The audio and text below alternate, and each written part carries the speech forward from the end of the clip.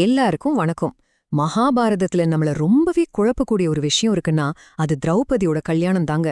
ஒரு பெண் 5 அண்ணன் தம்பிங்கள மணப்பது சரியா தப்பா? இந்த கேள்விக்கு மார்க்கண்டேய புராணம் எவ்ளோ ஆழமான ஒரு தெய்வீக ரகசியத்தை வச்சு பதில் சொல்லுதுன்னு தான் நாம இன்னைக்கு பார்க்க போறோம். சரி வாங்க, நேரடியா கேள்விக்கே போயிடலாம். ஒரு பெண் 5 சகோதரர்களை மணப்பது தர்மமா? பல வருஷமா இந்த கேள்வி நம்ம மனச குடைஞ்சிட்டே இருக்கு இல்லையா? வாங்க, இந்த மர்ம கதையோட முடிச்ச நாம ஒன்னா சேர்ந்து விழுக்கலாம். இந்த புதிரை விடுவிக்க நாம ஒரு சின்ன பயணம் போக போறோம்.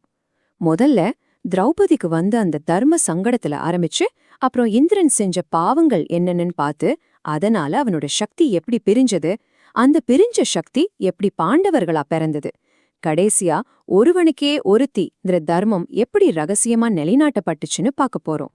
சரி, முதல்ல இந்த பிரச்சனை எங்கிருந்து ஆரம்பிச்சது? திரௌபதியோட திருமணம் ஏன் இவ்ளோ பெரிய ஒரு தர்ம சங்கடமா பார்க்கப்படுது? நம்ம எல்லாருக்கும் தெரிஞ்ச கதை தான். ஒரு பெண் 5 சகோதரர்களை கல்யாணம் செஞ்சுக்கிறாங்க. இது நம்ம பொதுவா புரிஞ்சு வச்சிருக்கிற தர்மத்துக்கு உல்டாவா தெரியுது இல்லையா? ஆனா இந்த கதைக்கு பின்னாடி இருக்கிற ரகசியத்தை தெரிஞ்சுக்க நாம காலத்துல கொஞ்சம் பின்னாடி போகணும். திரௌபதியோட இந்த புதிருக்கு விடை அவங்க கதையில இல்ல. அது தேவர்களுக்கெல்லாம் ராஜாவான இந்திரனோட கதையில ஒளிஞ்சிருக்கு. ஆமாங்க, எல்லாத்துக்கும் ஆழம்ப புள்ளி அங்கேதான் இருக்கு. இந்திரன் செஞ்ச முதல் மிகப்பெரிய பாவம் பிரம்மஹத்யா, அதாவது ஒரு பிராமணரை கொல்றதால வர மகா பாவம். துவஷ்டான ஒரு பெரிய முனிவர், அவரோட மகன் திரிஷுரஸ் பயங்கரமான தவ வலிமை கொண்டவர். தன்னோட பதவிக்கே ஆபத்து வந்துருமோன்னு பயந்து போன இந்திரன் அவரை வஞ்சகமா கொன்னுடுறான். ஆனா ஒன்னு தெரிஞ்சுக்கோங்க, கர்மா யாரையும் சும்மா விடாது. தேவலோகத்து ராஜாவா இருந்தாலும் சரி. அந்த வினைக்கு முதல் பலன் என்ன தெரியுமா? இந்த ஸ்லோகத்தை பாருங்க. இதுதான் அந்த முதல் விளைவை சொல்லுது. பிரம்மஹத்தி பாவம் செஞ்சதால இந்திரனோட தேஜஸ், அதாவது அவனோட அந்த தெய்வீக ஒளி, அந்த பிரகாசம் அவனை விட்டு பிரிஞ்சு நேரா தர்மதேவனை போய் சேர்ந்துடுச்சு. இது முதல் துண்டு, ஞாபகம் வச்சுக்கோங்க. அடுத்து இந்திரன் செஞ்ச இரண்டாவது பெரிய தப்பு நம்பிக்கை துரோகம். விருத்ராசுரனை ஏமாத்தி கொன்னது. தன் மகனை கொன்னதால கோபத்தோட உச்சத்துக்கு போன துவஷ்டா விருத்ராசுரனை உருவாக்குறார். அவனோட சக்திய பார்த்து பயந்து போன இந்திரன் முதல்ல ஒரு சமாதான ஒப்பந்தம் போட்டுக்கிறான். ஆனா கொடுத்த வாக்கிய மீறி வஞ்சகமா அவனை கொன்னுடுறான். இதோட விளைவு இந்த ஸ்லோகம் சொல்லுது பாருங்க. இந்திரனோட பலம், அவனோட அந்த அசைக்க முடியாத சக்தி அவனை விட்டு பிரிஞ்சு வாயுதேவனை போய் சேருது.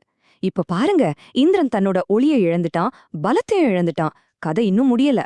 மூணாவது, இது ரொம்ப முக்கியமான தப்பு, அகலிகை விஷயத்துல செஞ்ச அந்த வஞ்சகம். நம்ம எல்லாருக்கும் இந்த கதை தெரியும். இந்திரன் கௌதம முனிவரோட உருவத்துல போய் அவரோட மனைவி அகலிகையை ஏமாத்துறான். இது மன்னிக்கவே முடியாத ஒரு தர்ம மீறல். இதோட கடைசி விளைவு இந்திரனோட ரூபம், அதாவது எல்லாரையும் மயக்கிற அவனோட அந்த தெய்வீக அழகு, அதுவும் அவனை விட்டு பிரிஞ்சு அஸ்வினி தேவர்கள் கிட்ட போயிடுச்சு. இப்போ யோசிச்சு பாருங்க, இந்திரன் வெறும் பேரளவுக்கு தான் ராஜா. ஒளி, பலம், அழகு எல்லாமே போயிடுச்சு. சரி, இந்திரனை விட்டு பிரிஞ்ச இந்த 3 சக்திகளுக்கும் கடைசியில என்னதான் ஆச்சு? இங்கதாங்க கதை திரௌபதி பக்கம் திரும்புது. சுருக்கமா சொல்லணும்னா, இந்திரன் 3 பாவம் செஞ்சான். அதுக்கு விலையா அவனோட 3 முக்கியமான சக்திகளும் அவனை விட்டு போச்சு. தேஜஸ், பலம், ரூபம், இந்த 3 முறையே தர்மன், வாயு, அஸ்வினி தேவர்கள் கிட்ட போய் சேர்ந்துடுச்சு.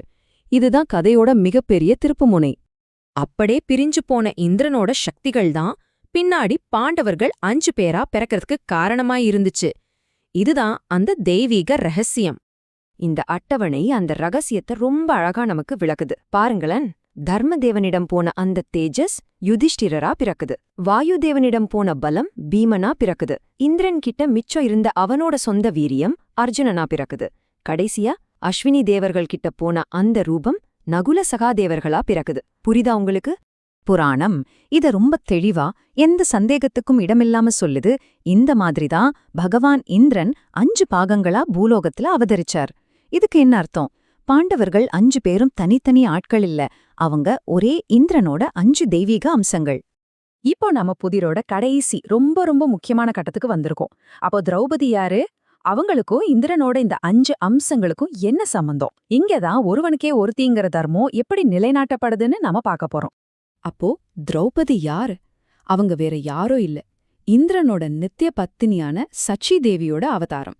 5 பாகமா பிரிஞ்சு போன தன்னோட ஒரே கணவனோட மறுபடியும் சேரணுங்கிற ஒரே ஒரு நோக்கத்துக்காகவே அவங்க யாகத்தீயிலிருந்து பிறந்து வராங்க. இதுதாங்க நாம புரிஞ்சிக்க வேண்டிய விஷயம். மேலோட்டமா பாக்கும்போது ஒரு பொண்ணு 5 வேற வேற ஆண்களை கல்யாணம் பண்ற மாதிரி தெரியும். ஆனா அந்த புராண ரகசியத்தின்படி பார்த்தா ஒரே மனைவி, அதாவது சச்சி தேவி தன்னோட ஒரே கணவனான இந்திரனோட 5 அம்சங்களோட மறுபடியும் சேர்றாங்க. இதனால ஒருவனுக்கே ஒருத்திங்கிற அந்த உன்னதமான தர்மம் தெய்வீக நிலையில மிகச்சரியா கடைபிடிக்கப்படுது. கடைசியா மார்க்கண்டேய புராணம் இந்த தர்மபுதிருக்கு ஒரு முற்றுப்புள்ளியே வைக்குது. அந்த கிருஷ்ணா, அதாவது திரௌபதி, ஒரே ஒரு இந்திரனுக்கு மட்டும்தான் மனைவி, வேற யாருக்குமே இல்ல.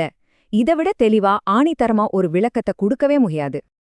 ஆக திரௌபதியோட திருமணம் மனுஷங்க பார்வையில ஒரு புதிரா இருந்தாலும் தெய்வீக பார்வையில ஒருவனுக்கே ஒருத்திங்கிற நியதியை நிலைநாட்டுற ஒரு உன்னதமான நிகழ்வு.